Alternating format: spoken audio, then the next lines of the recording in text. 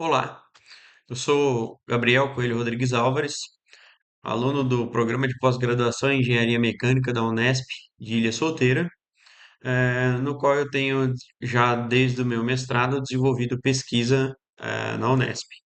A minha pesquisa iniciou lá no mestrado e veio ter um desenvolvimento mais aprimorado, né? Agora em fase da minha tese de doutorado. Então, trata-se do desenvolvimento de um comando de válvulas, né, de um eixo comando de válvulas, que consegue atuar de forma a partir de um controle hidráulico, mas de forma mecânica, no controle contínuo da duração de abertura de válvula e de fase de um motor de ignição por centelha. Esse trabalho ele foi desenvolvido por mim, sob orientação do professor Dr. José Luiz Gach e sob orientação do professor Manuel Rocha Voisky.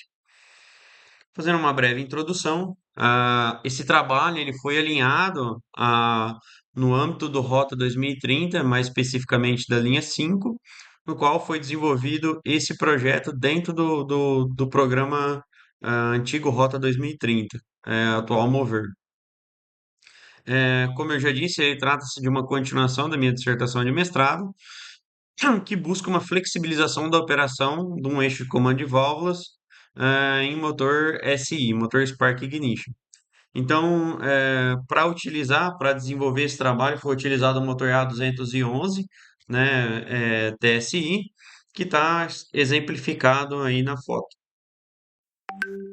Inicialmente foi feita uma revisão bibliográfica para poder identificar, né, os tipos de sistemas de atuação, enfim, de controle de válvulas que existiam e quais os resultados e aspectos que a base científica eh, carregou ao longo do tempo, né, que trouxe que tiveram bons resultados, além dos sistemas convencionais. Então a gente tem aí sistemas LVC, tem sistemas CVVL, VVT, sistemas de atuação hidráulica, VCR, e aí cada um com os seus aspectos positivos e negativos, né? Então, sistemas híbridos, sistemas puramente hidráulicos, sistemas de válvulas assíncronas, e aí, basicamente, o que a gente conseguiu levantar de bibliografia é que os sistemas são basicamente divididos em atuadores hidráulicos, sistemas VVT, trabalhos de simulação numérica, sistemas pneumáticos, sistemas operando exclusivamente em ciclo Miller, sistemas de variação de relação de compressão, sistemas de válvulas assíncronas e sistemas de fechamento tardio das válvulas de admissão para operar em ciclo Miller.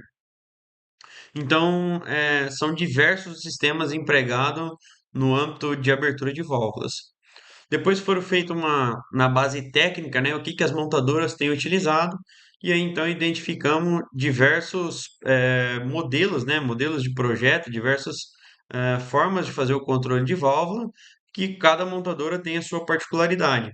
Então, a BMW, por exemplo, tem uma particularidade do valve lift, né? Enfim, eles fazem o controle do levante de válvula a partir do sistema Valvetronic desenvolvidos por eles. A Fiat desenvolveu o sistema Multi-Air, que é um sistema capaz de fazer total liberdade no acionamento, porém é um sistema hidráulico, todo sistema hidráulico ele tem limitação a operar é, com grande eficiência em altíssimas rotações, devido a grandes pressões para atuação da válvula, enfim, tem toda essa problemática e geralmente é um sistema relativamente mais caro. Então, a gente tem outros sistemas, né, como o sistema da Koenigsegg, tem sistema da Hyundai, CVVD, sistema EA211 de desativação de cilindro, enfim, diversos foram os sistemas que foram desenvolvidos ao longo do tempo. Basicamente, da parte da conclusão bibliográfica, aqui que nós chegamos em termos de conclusão, né? Que os motores que operam em ciclo Miller, ele tem um menor consumo específico de combustível. Então, o ciclo Miller é um ciclo mais eficiente para o funcionamento do motor, né? E com esse menor consumo específico de combustível, ele tem uma maior eficiência térmica de eixo, ou seja, uma maior eficiência de conversão de combustível quando comparado com os motores ciclo Otto. Por outro lado, os motores ciclo Otto têm uma maior taxa de entrega de ar e com isso ele consegue entregar um maior torque, né? Desde que o motor, fazendo um comparativo aí, com o motor na mesma condição operando no ciclo Miller. Nós também tiramos de conclusão que sistemas mecânicos são mais baratos e confiáveis que os sistemas hidráulicos e pneumáticos, e sistemas de atuação hidráulicos são mais flexíveis, porém são mais caros e limitados a menores rotações. Bom, dito isso, contextualizando, o que que se busca com esse trabalho? O que se busca com esse trabalho é um sistema que seja mais flexível que o sistema convencional, né?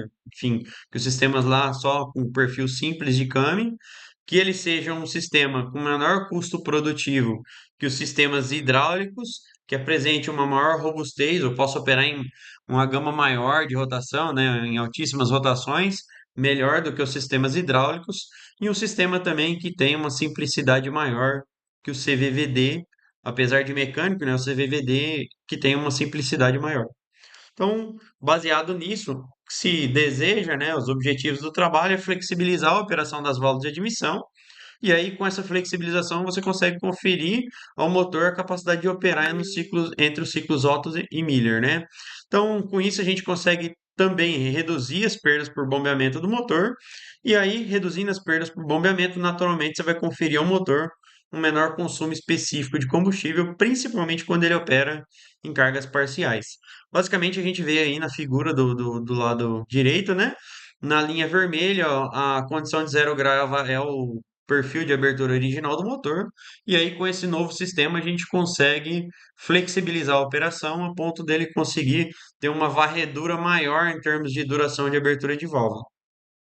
Bom, como que isso foi feito? Inicialmente, a gente vê no lado esquerdo a figura do eixo comando de válvulas original, no qual só temos os cames, né? Um came para cada válvula de admissão.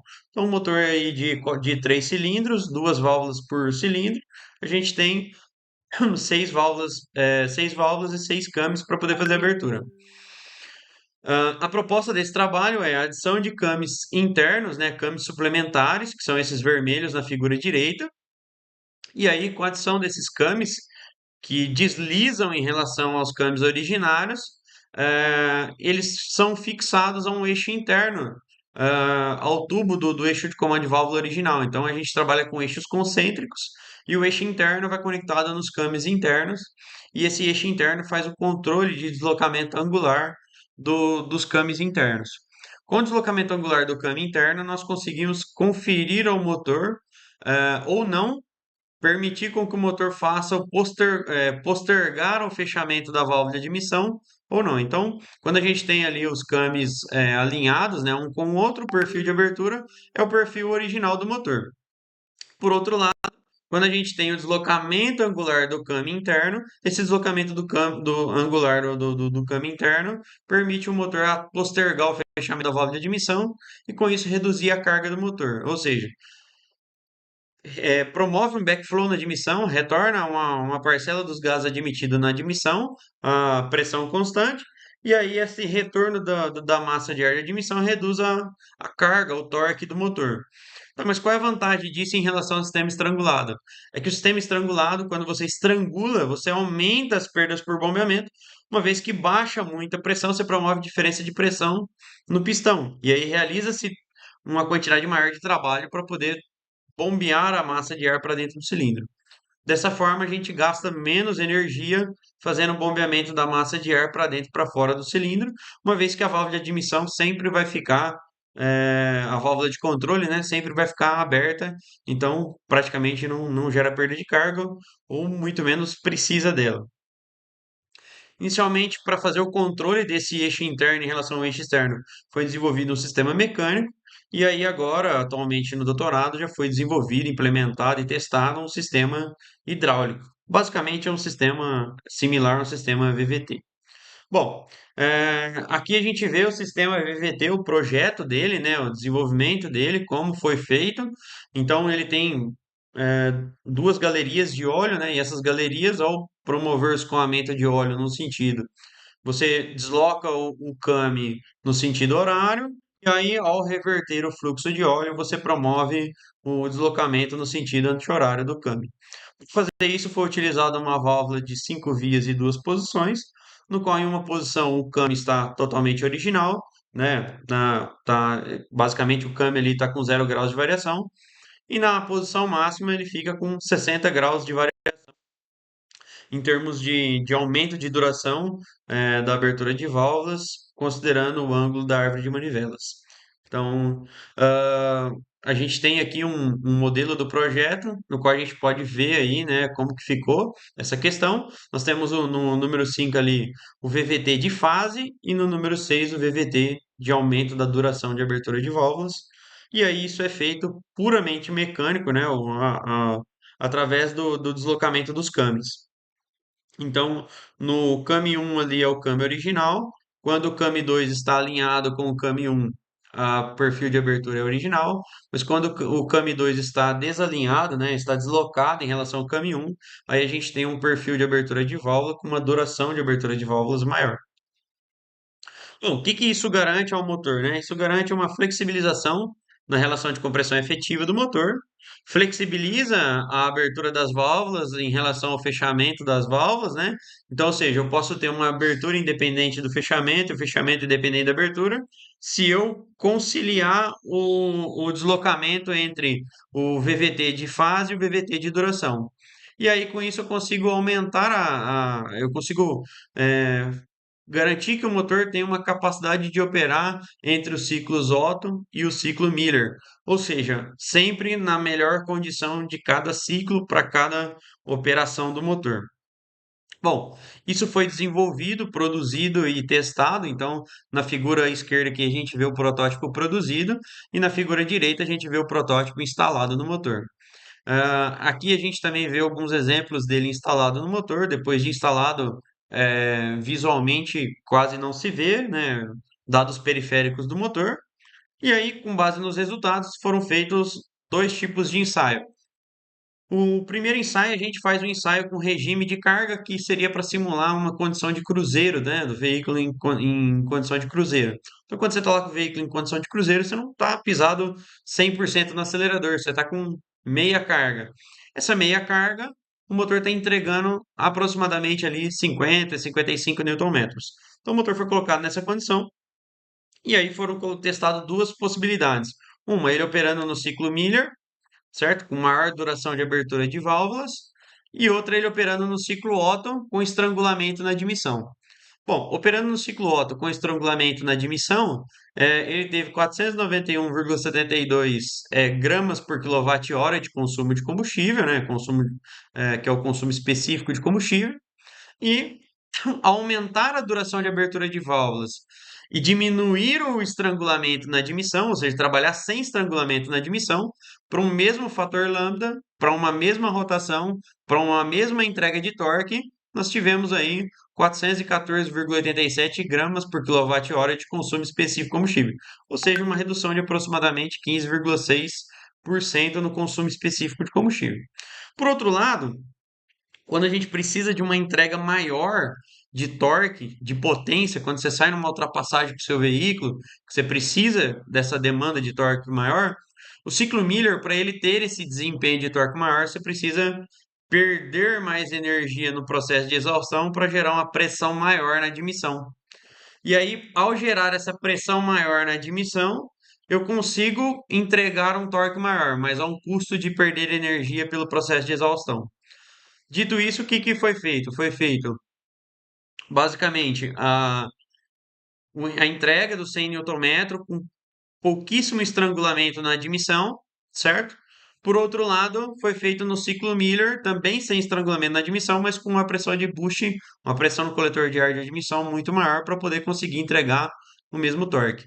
E aí, dito isso, a gente teve que no ciclo Miller, em alto torque, teve 478,53 gramas por quilowatt-hora de consumo específico de combustível, e no ciclo Otto nós tivemos 414,4 gramas por quilowatt-hora de consumo específico de combustível. Bom, então fica claro que o ciclo Miller funciona muito bem em regime de potência, quando você está lá em velocidade de cruzeiro, mas numa ultrapassagem é mais econômico utilizar o ciclo Otto, porque você opera com o motor em carga máxima. Bom, Esses resultados foram publicados em um artigo da SAE recentemente agora, no qual vocês podem estar consultando a base de dados da revista SAE para poder estar fazendo uma leitura e se inteirando mais do assunto. De conclusão do trabalho, nós concluímos que o sistema confere ao motor a possibilidade de operar entre os ciclos Miller e Otto, sem necessidade de parada, e na verdade, através de uma programação de ECU, o condutor mal sequer percebe diferença entre um funcionamento e no outro, senão pelo consumo menor de combustível em velocidade de cruzeiro. O sistema demonstrou ser robusto às operações do motor. O sistema VVTD confere um menor consumo específico de combustível quando há menor demanda de torque, ou seja, quando você está em velocidade de cruzeiro, ele é mais econômico porque opera em ciclo Miller. E o sistema está alinhado ao conceito de throttling, né, em motores de combustão interna, que é um conceito bastante empregado, inclusive visto na literatura, como um método aí de aumento de eficiência em motores de Spark Ignition. Bom, esse é um conteúdo de responsabilidade exclusiva do autor, né, por mim. Foi desenvolvido na Unesp de Ilha Solteira, né, na FES, na Faculdade de Engenharia de Ilha Solteira, no qual foi desenvolvido dentro do programa de pós-graduação em Engenharia Mecânica. Bom, deixo a todos o meu muito obrigado aqui por permitirem, caso tenham interesse em se inteirar mais sobre o assunto, fica aqui o meu contato, estarei totalmente à disposição.